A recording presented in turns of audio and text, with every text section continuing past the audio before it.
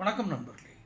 இந்த வீடியோவில் ஒரு சர்வதேச போதைப்பொருள் கடத்தல் ஆசாமி சென்னையைச் சேர்ந்தவன். அந்த சென்னையை சேர்ந்தவனுக்கு பின்புலமாக அரசியல் கட்சிகள் இருக்குமோ என்ற அச்சம் போலீஸாருக்கு இருக்கிறது. சிலருடைய தகவலும் கிடைத்திருக்கிறது. என்ன அது? இந்த வீடியோக்குள்ளே போகிறதுக்கு முன்னாடி சேனல் சப்ஸ்கிரைப் பண்ணிக்கங்க, நோட்டிஃபிகேஷன் பெல் பதிவு பண்ணுங்கள். அப்போ தான் உங்களுக்கு வீடியோக்கள் வந்து சேரும். சரி, புத்தாண்டை ஒட்டி சென்னை போலீஸார் வாகன சோதனைகளில் ஈடுபடுறாங்க. பொதுவாக புத்தாண்டு இது மாதிரி விசேஷ தினங்களில் தனிப்படை போலீஸாரும் வாகன சோதனையில் ஈடுபடுறது வழக்கம்தான். அது ஒன்றும் வழக்கமான செயலாக இருந்தால் கூட அந்த சோதனையில் அரும்பாக்கம் ரசாக் கார்டன் அப்படிங்கிற பகுதியில் கேட்டமைன் போதைப் பொருளை கடத்தி வந்த கணேசன், மதன், ரவி ஆகியோர் பிடிபடுறாங்க. இதுதான் முதல் கட்டம்.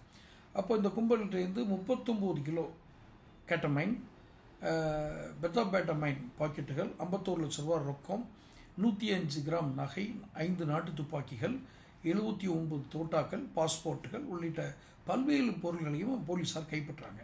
அப்போ போதைப் பொருட்களும் ஆயுதங்களும் கைப்பற்ற உடனே வழக்கு தீவிரமாக விசாரிக்க தொடங்கியது தனிப்படை, ஒரு ஸ்பெஷல் டீம்.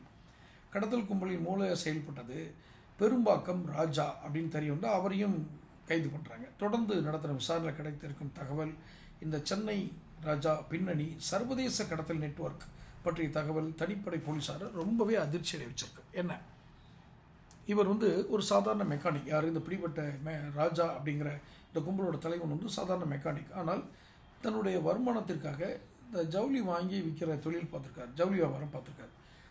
அதில் கொஞ்சம் லாபம் கிடைக்கவும் வெளி மாநிலங்கள், வெளிநாடுகள்னு போக ஆரம்பிச்சிருக்காரு. நேபாள், மலேசியா, சிங்கப்பூர், இலங்கை எல்லாம் போயிருக்கார். அதில் இலங்கையில் அவருக்கு ஒருத்தருடைய தொடர்பு கிடச்சிருக்கு. அவருடைய ஜவுளி வியாபாரத்தையும் தாண்டி அவருடைய பேர் நல்ல லாபம். அப்போ அங்கோட லொக்கா, ஏற்கனவே இந்த பேரை கேள்விப்பட்டிருப்பீங்க. அப்போ அவர் இனியே ஜவுளியை மட்டும் எடுத்துகிட்டு வர கொஞ்சம் போதைப் பொருட்களையும் இந்தியாவுக்கும் இலங்கைக்கும் கடத்துங்க அப்படிங்கிற மாதிரி ஏதோ ஐடியா கொடுத்துருக்காரு. உடனே அதை ஆரம்பிச்சிருக்காரு. அதுவும் கொஞ்சம் நல்லபடியாக போயிருக்கு. நல்லபடியான என்ன, போலீஸ் கையில் பிடிபடாமல் போயிருக்கு. அதுக்கப்புறம் பீகார், ஹரியானா அந்த மாதிரி மாநிலங்கள்லாம் போய் கள்ள துப்பாக்கி வாங்கி வச்சுருக்காரு. யார்? இந்த ராஜா. இந்த அங்கோட லொக்கா அப்படிங்கிறவர் கொஞ்ச நாளைக்கு முன்னாடி கோயம்புத்தூரில், நான் கேள்விப்பட்ட வரைக்கும் இந்த பேர் கேள்விப்பட்டிருக்கேன், அந்த கோயம்புத்தூரில் அவர் தங்கி இருக்கிறப்போ இறந்து போகிறார். மர்மமான முறையெல்லாம் இறந்து போகிறார். அதை விசாரிக்க ஆரம்பிக்குது இது போலீஸ். அப்போ இந்த ராஜா மாட்டலை. அதுக்கப்புறம் பீகார் இதெல்லாம் போயிட்டு வந்ததுனால கொஞ்சம் துப்பாக்கிகள் இதெல்லாம் வந்தோன்னா ஆயுத கடத்தலையும் ஈடுபட்டிருக்கார். எவ்வளோ ஒரு அது எப்படி நடந்துச்சுன்னு தான் நமக்கு கொஞ்சம் ஆச்சரியமாக இருக்குது. காரணம், ஆயுத கடத்தல் என்பது விமானங்கள் மூலமாக இவர்கள் கடத்துவதற்கு வாய்ப்பில்லை. அப்போ கடல் வழியாக தான் கடத்தி கொண்டு போகணும். இப்போ கடல் வழியாக இத்தனை பெரிய ஊடுருவல்கள் இருக்கிறது அப்படிங்கிறதே தேசத்துக்கு ஒரு ஆபத்து. ரைட், அது ஒரு பக்கம். இப்போ இவர் ஆயுத கடத்தல், போதைப் பொருள் கடத்தல்லாம் ஈடுபட்டதுனால ஏற்கனவே இந்த அங்கோட லொக்கா அப்படிங்கிற இலங்கை வாசி இங்கே இறந்து போகிறாரு. அதுக்கப்புறம் இவருக்கு இன்னொரு ஆளோட பழக்கம் ஏற்படுது. அவரையும் ரொம்ப அவர் இலங்கை வாசி, அவரோட பழக்கம் ஏற்பட்டு அவரையும் இம்ரான், அவர் பேர் கஞ்சிபாணி இம்ரான்னு சொல்கிறாங்க, இம்ரான்னு வச்சுக்கலாம். இம்ரானோட தொடர்பு ஏற்படுத்தவும், இம்ரான் ஏற்கனவே இன்டர்நேஷ்னல் போலீஸில் தேடிட்டு வர்ற ஒரு குற்றவாளி, ஆயுதம், போதைப் பொருள் இதெல்லாம் கிடைத்த குற்றவாளி. ஆனால் எப்படியோ அவர் தப்பிச்சு 6 வருஷம் 7 வருஷமாக வாழ்ந்துட்டுருக்கிறார். இவர் ஏற்கனவே இந்த அங்கோட இறந்து போனார். அதுக்கப்புறம் இவர் பழக்கம் இவரையும் ஓடிட்டுருக்கு. இப்போது அந்த இம்ரான் கொடுத்த சில தகவல் அடிப்படையில் தான் போதைப் பொருட்களை அங்கேயும் இங்கேயுமா கடத்தி வாழ்ந்துட்டுருக்கிறார். அப்போ தமிழ்நாட்டில் சர்வதேச அளவில் கடத்தல் நெட்வொர்க்கு ராஜாவுக்கு தொடர்பு இருக்கிறதால, இப்போ ஏன்னா அவர் இம்ரானுக்கு அவர் எந்த நாட்டிலையும் இருக்கார், எங்கே இருக்கான்னு தெரியல, அவரையும் பிடிக்கிறதுக்கு போலீஸ் இருக்குது. அப்போ இந்த வழக்கில் மத்திய அரசுடைய உதவியை நாடி இருக்காங்க. இந்த ராஜாவுக்கு தமிழ்நாட்டை சேர்ந்த கடத்தல் சூழ்நிலை யார் யார் பழக்கங்கிறதுல அரசியல் பின்புலம் கொண்ட சிலர் குறித்த தகவல் கிடைத்திருக்கிறது. அப்போது ராஜஸ்தான், பீகாருக்கு அடிக்கடி சென்று வந்தனால 50,000 ரூபாயிலேருந்து 1 லட்ச ரூபா மதிப்புள்ள நாட்டு துப்பாக்கிகளை கிளச்சந்தையில் வாங்கி சென்னையில் வச்சுருக்கார். இந்த ஆயுத கடத்தலை யாருக்காக செய்தான்?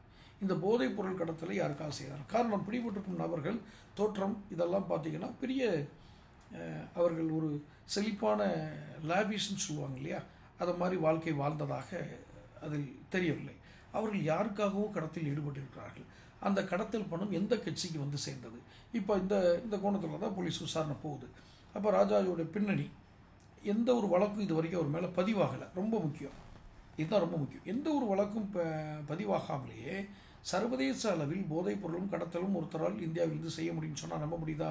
அதை தான் செஞ்சிருக்காரு சென்னையை சேர்ந்தவர். இவருக்கு எந்த அரசியல் கட்சி பின்புலமாக இருந்தது, அது எந்த அரசியல்வாதி பின்புலமாக இருந்தார், இதுவும் போலீஸ் விசாரணையில் இருக்கிறது. கஸ்டடி எடுப்பாங்க, இப்போ கேட்பாங்க, ஆனால் சொல்லுவாங்களான்னு தெரியல.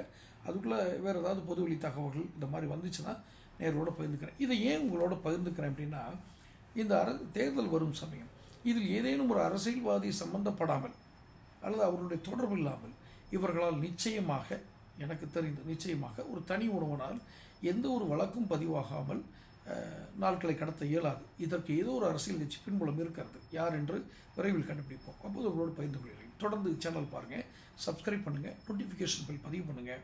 அப்போ தான் உங்களுக்கு வீடியோக்கள் வந்து சேரும். அடுத்தடுத்த வீடியோக்களில் சந்திப்போம். நன்றி.